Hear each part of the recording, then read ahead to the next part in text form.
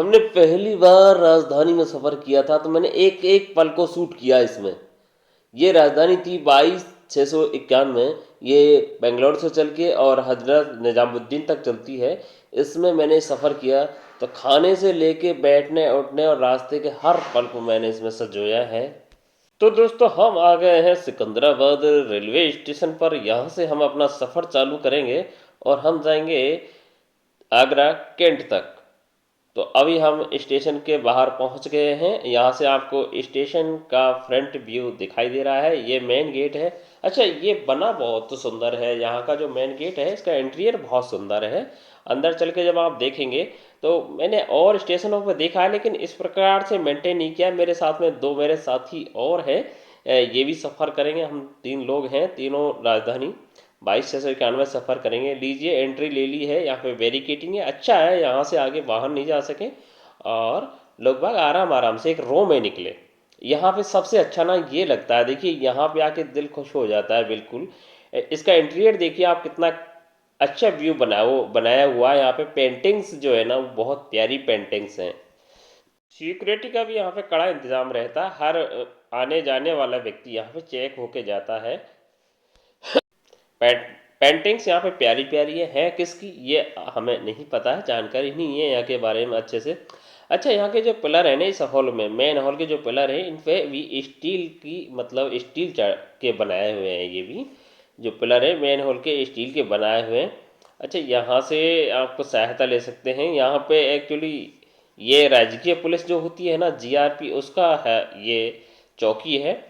लेकिन इसमें एक महिला है, वो गेट पे लेटी हुई है इस चौकी पे, चौकी के पे कोई इनकी प्रॉब्लम है उसके साथ। और वो महिला चाहती है कि उसके दुख को ये पुलिस वाले सुने और हल करें। संभवतः यही है। मैं यहाँ की भाषा नहीं समझता हूँ क्योंकि मैं हिंदी भाषी हूँ और यहाँ पे जो बोली जाती है उस भाषा को मैं समझता नहीं हूँ। ये कौन सी भाषा में बात करते हैं, क्या बात करते हैं। काफ़ी देर से लेटी हुई है यहाँ पे। पुलिस वाले भी परेशान है, किसी तरीके से इसको हटाया जाए। ये बंदा आया है और इसने दो तीन लोगों को बुलाया है, उनसे इसको यहाँ से हटाने के लिए बोल रहे हैं। उन्होंने इसको हटाया भी है यहाँ से, लेकिन आप देखेंगे ये दोबारा फिर से यहीं आने की कोशिश करती है। उसका कारण यही है, इसी समस्या का सॉल्यूशन ये है। इन्होंने इसको हटाया है यहाँ से, उधर कर दिया, लेकिन ये वहाँ से फिर से आ गई थी और ये जाना नहीं चाहती थी। चलिए हम, खैर क्या करना है, वो तो यहाँ पे पुलिस का कार्य है, वो अपना कार्य देखेगी। मेरी गाड़ी आने वाली, यहाँ पे ये जो लगेज आया है किसी और गाड़ी से, उसको ये निकाल निकाल के ले जा रहे हैं। और एक्चुअली मेरा जो कोच था वो पीछे की तरफ था, पीछे की लास्ट के, मतलब जिधर गार्ड का कोच रहता है उधर ही मेरा कोच था, तो मुझे तो उधर ही जाना था।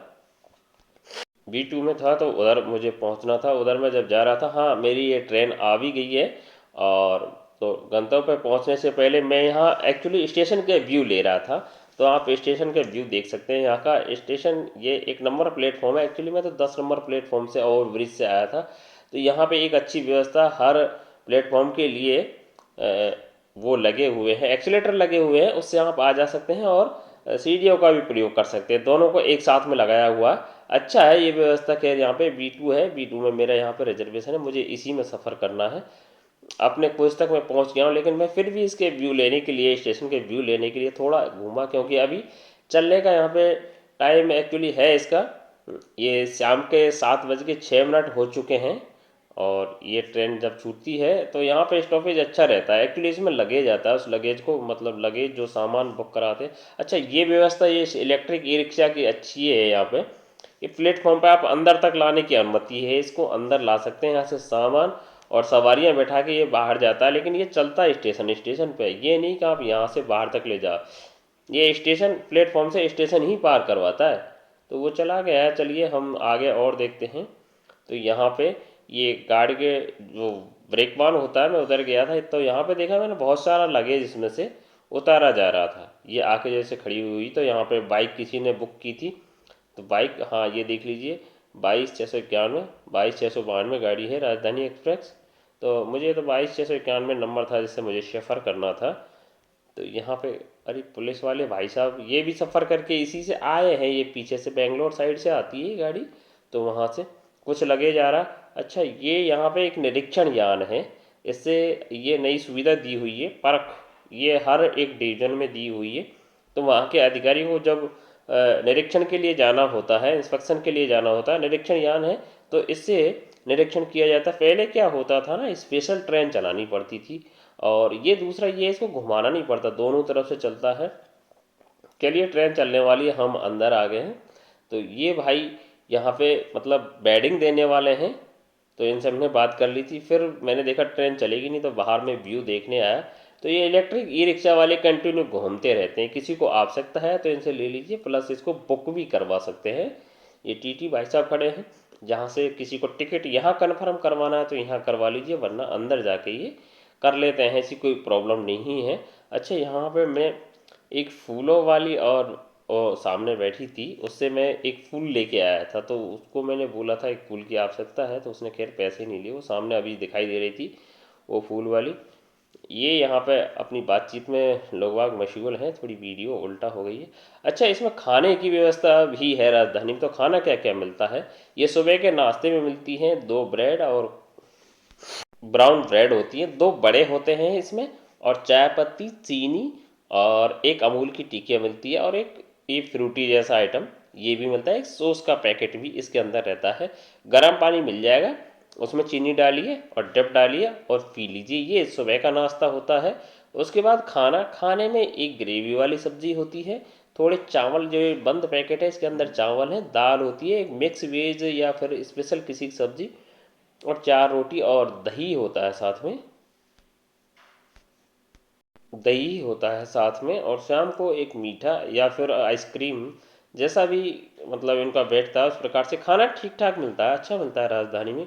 कोई ऐसी बात नहीं है लोग बागों को, हाँ घर जैसा नहीं मिलेगा, लेकिन कोई शिकायत वाली बात नहीं, ठीक ठाक अच्छा खाना मिलता है यहाँ पे। अभी ये ट्रेन चली नहीं है, और लोग बाग अपनी घुमा फिरिए मौज मस्ती में लग रहे हैं भाई यहाँ पे। अभी तो यहाँ पे कुछ, अब ये ट्रेन चल रही है, ट्रेन के अंदर से व्यू लिया जा रहा है। मैं गेट में खड़ा था, एक्चुअली मुझे देखना था पूरा स्टेशन, में पीछे की तरफ नहीं जा पाया था स्टेशन पे।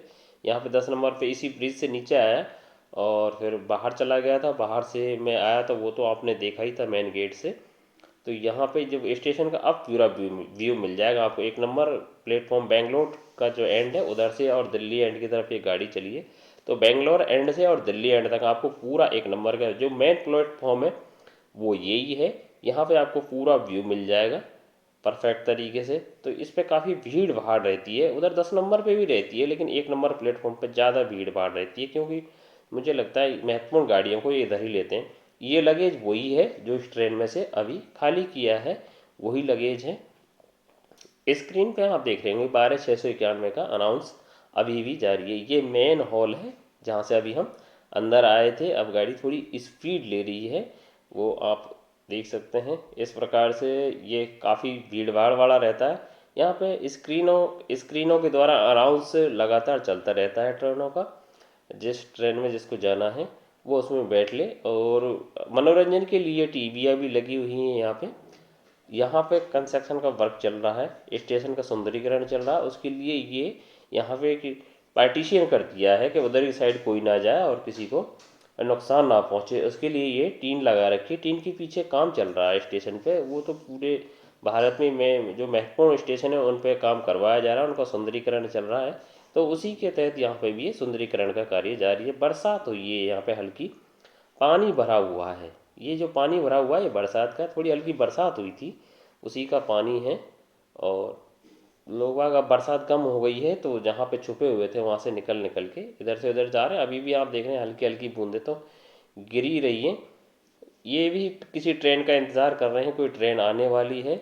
और ये वो पीछे वाला पुल था, ये आगे वाले पुल पे आगे, दिल्ली एंड का जो पुल है उस पे आगे। यहाँ पे एक्सीलेटर भी लगा हुआ है, ये एक्सीलेटर लगा हुआ है, इसके द्वारा ऊपर नीचे जाया जा सकता है। ये अच्छी व्यवस्था है। और लगभग अब हम इस सिकंदराबाद स्टेशन को छोड़ने वाले हैं, तो अंतिम में 2 इंडियन रेलवे के लोकोमोटिव खड़े हैं, एक पीछे मालगाड़ी का था और ये पैसेंजर गाड़ी का है।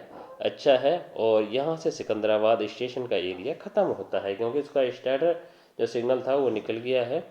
ये मोहतरमा गाड़ी चेक कर रही है यहाँ बैठ के, भाई रेलवे की ड्यूटी है तो करनी होगी। बरसात हो रही तो छाता लगा के बैठी हुई है, और वो गाड़ी को चेक कर रही थी कि गाड़ी सुरक्षित जा रही है या नहीं जा रही।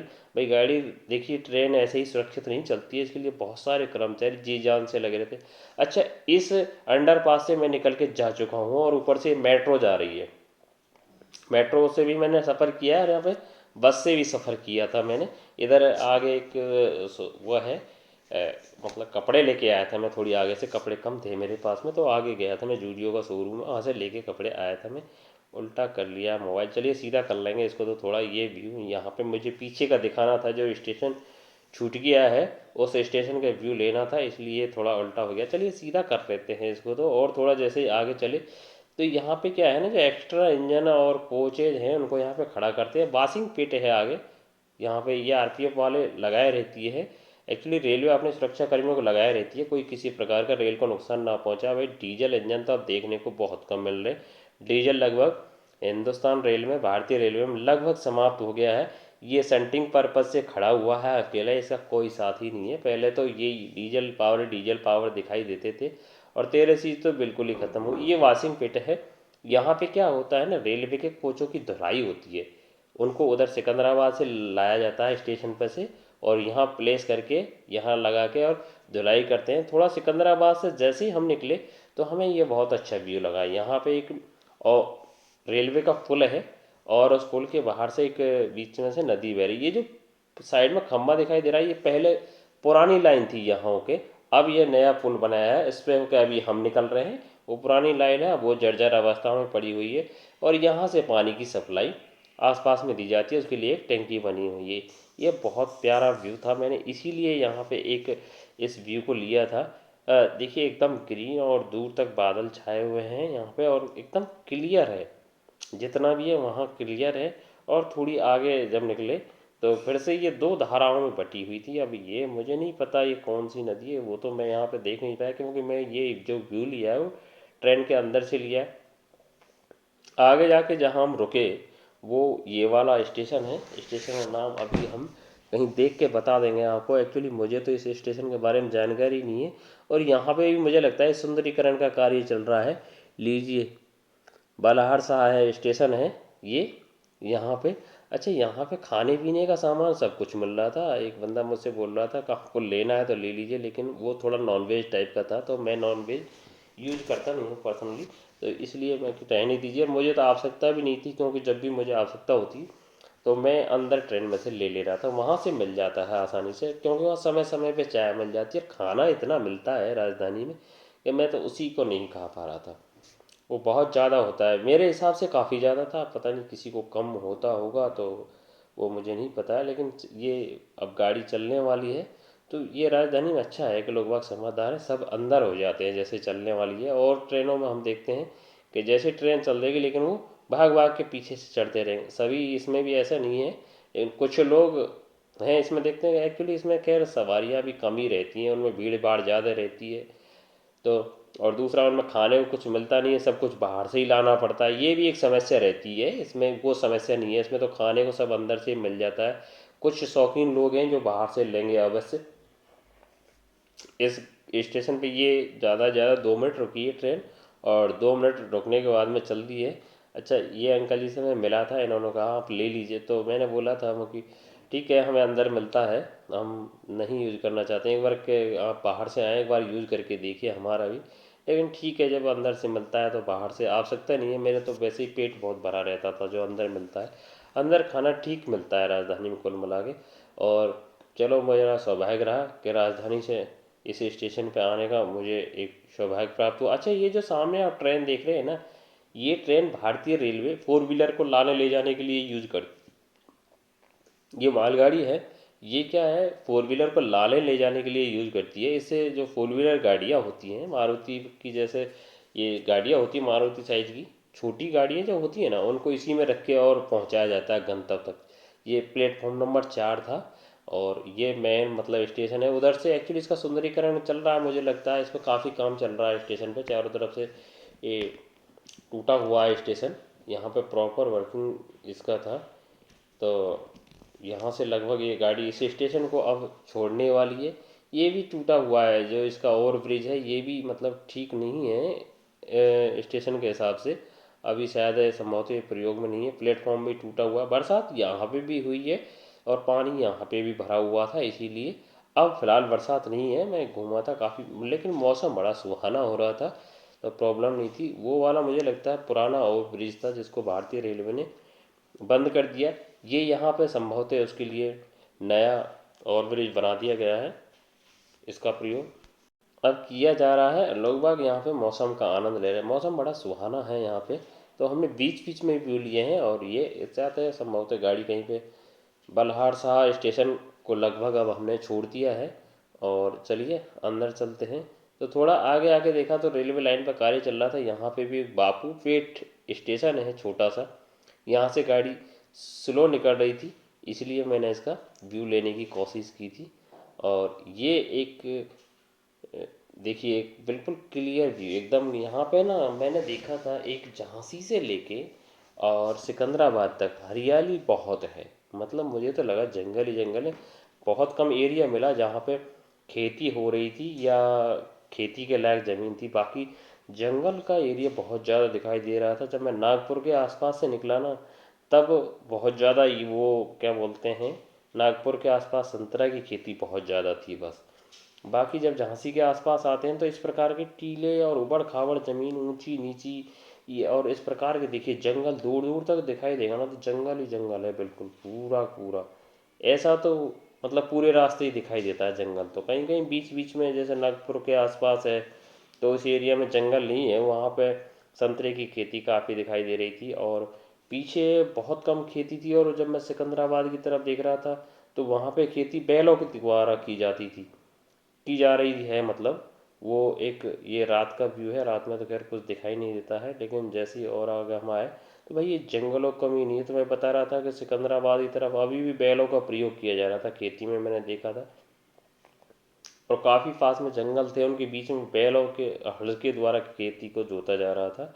ये रात्रि का समय है, तो रात्रि का समय में तो आप जानते हैं बिल्कुल एकदम जिस प्रकार से दिखाई देता है। लेकिन दिन के समय फिर से वही जंगल। जब मैं सुबह उठता था तो देखा मैंने कि चारों तरफ जंगल ही जंगलों में चल रही है गाड़ी। जब रात को सोया था तब भी जंगल थे।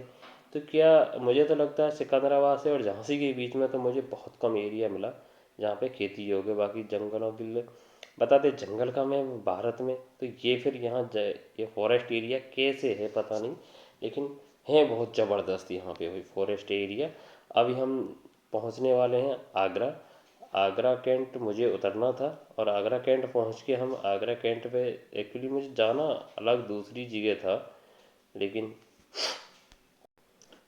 ये एरिया लगभग झांसी के आसपास का ही होगा संभवतः। मैं एक्चुअली रात में इसका पता भी नहीं लग रहा था कि हम कौन से एरिया से निकल रहे हैं। लेकिन जब यहाँ से निकले तो वही जंगल का एरिया में जितना व्यू ले रहा हूँ वहीं पे जंगल, फॉरेस्ट एरिया वो भी ऊंचा नीचा बिल्कुल एकदम। आप देखेंगे और पेड़ इतने ऊंचे ऊंचे ना, लंबे लंबे पेड़ हैं, छोटे छोटे पेड़ ही नहीं। मैं तो एक्चुअली आगरा के एरिया का हूँ, तो आगरा के आसपास तो पेड़ बहुत छोटे छोटे होते हैं, इतने बड़े कहाँ होते हैं। और वो भी कटीले टाइप की झाड़ी, क्योंकि थोड़ी आगे ही मरुस्थल है, तो मरुस्थल का यहाँ तो पूरा प्रभाव है। लेकिन यहाँ पे देखिए अब मैं मतलब ट्रेन है ऊंचाई पे, और यहाँ की जो ज़मीन है वो है नीचाई पे। तो आप पेड़ की लंबाई देख सकते हैं, कितनी लंबाई है, लगभग ऊपर तक आ रही थी।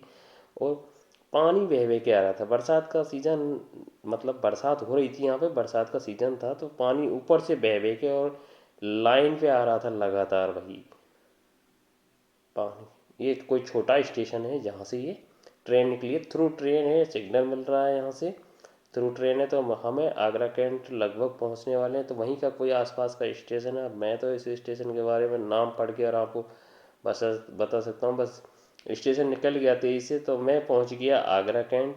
और ये रात्रि का समय है, लगभग 2 बज रहे हैं उस समय ये ट्रेन पहुँची है यहाँ पे। तो लाइटों से जगमगा रहा है पूरा स्टेशन। और मैं तुम्हें एक आगरा कैंट की ना खास बात दिखाऊंगा अभी बाहर निकल के। चलिए बाहर निकलते हैं। यहाँ थोड़ा भीड़ भाड़ ज़्यादा उतरी है, आगरा कैंट में ज़्यादा लोग उतरे हैं। तो चलिए बाहर निकल के चलते हैं। वो तो मैं अंदर से व्यू दिखा रहा हूँ आपको। ये आगरा कैंट स्टेशन पे हम लोग बाहर आ गए हैं, और लाइटों से पूरा स्टेशन जगमगाया हुआ लगता नहीं है यार, रात है ऐसा लग रहा है, दिन का समय है। और ये ट्रेन चले। और मैं तो आप लोगों को ना यहाँ पे एक ख़ास दिखाऊंगा। आगरा कैंट के जब बाहर आते हैं तो यहाँ पे एक बहुत अच्छी चीज़ लगाई हुई है, यहाँ पे टाइम और टेम्परेचर सबको वो एक साथ दिखाता रहता है। मैंने वो व्यू लिया था, इसमें ऐड किया है, आगे चल के उसको देखेंगे। वो अच्छा है, ऐसा हर स्टेशन पर होना भी चाहिए इस तरीके का, जिससे पता लग जाए टाइम। और उसमें दो तीन चीज़ें दिखाता है, टेम्परेचर भी दिखाता है, टेम्परेचर कितना चल रहा है, रात का समय है। कुछ लोग भाई यत्र तत्र जहाँ जगह मिली वहाँ सो गए, निष्फिक्र हो गए। रेल में तो रेल तो बहुत सुरक्षित है ना, तो आराम से सोते हैं, सुरक्षा कर्मी लगा ही रखें। वो देखते हैं। ये मेरी राजधानी एक्सप्रेस में पहली यात्रा थी भारतीय रेलवे की। मुझे भारतीय रेलवे में कार्य करते काफ़ी दिन हो गए, लेकिन मैं कभी राजधानी एक्सप्रेस में यात्रा करने का मौका नहीं मिला। हाँ, शताब्दी एक्सप्रेस में मैंने यात्राएं की हैं, लेकिन राजधानी एक, मतलब जो कह दो ना कि सबसे बेहतर ट्रेन मानी जाती है भारतीय रेलवे की, उसमें यात्रा करने का मौका। 2:49 हो गए, रात्रि के हैं ये 2:49। मैं यहाँ जब आगरा में पहुँचा था तो उस समय का ये टाइम है। भाई सबका सौभाग्य, सबका एक सपना होता था कि राजधानी में यात्रा करें। आज वंदे भारत जैसी ट्रेनें चल गई हैं तो कोई बात नहीं है, वरना राजधानी का एक रुतबा हुआ करता था। और ये है Agra cantt station. Agra cantt station का व्यू मैंने थोड़ा ऐसे, देखिए यहाँ पे 28 डिग्री सेंटीग्रेड टेम्परेचर दिखा रहा है, और इसी पे टाइम दिखाता है। और भी यहाँ का शायद लोकेशन दिखाता है उसमें।